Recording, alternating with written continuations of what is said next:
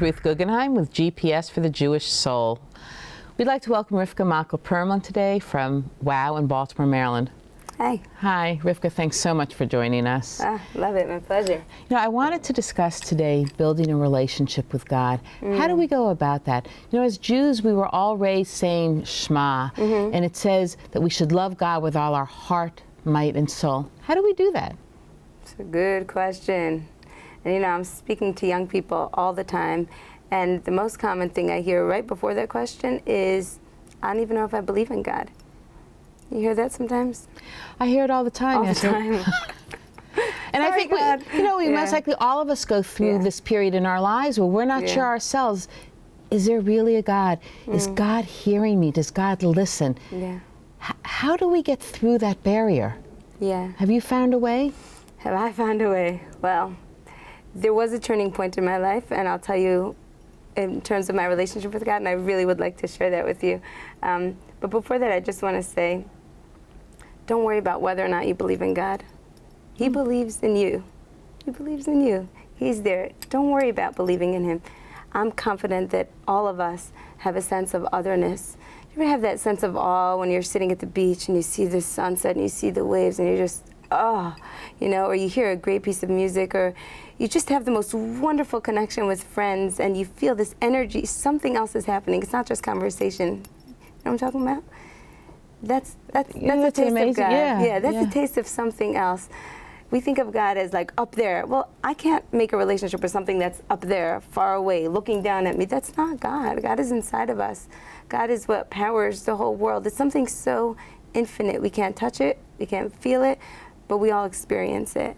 So I just want to qualify my answer by saying, let's throw out the word God and what should we call this infinite source of energy?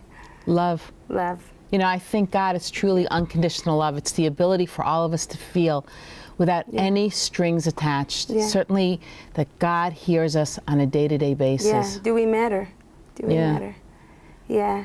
So I had a personal turning point in my life. I grew up with a belief in God, definitely.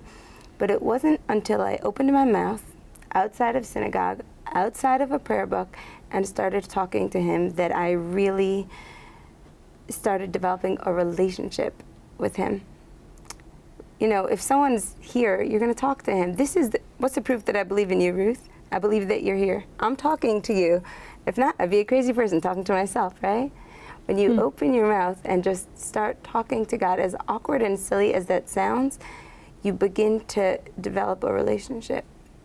You know, it reminds me, there is a story of the Alter Rebbe, the founder of Hasidus, where he yells out, he literally yells out and he says, I don't want to know about your Garden of Eden. I don't want to know about the world to come. I want to know you, God.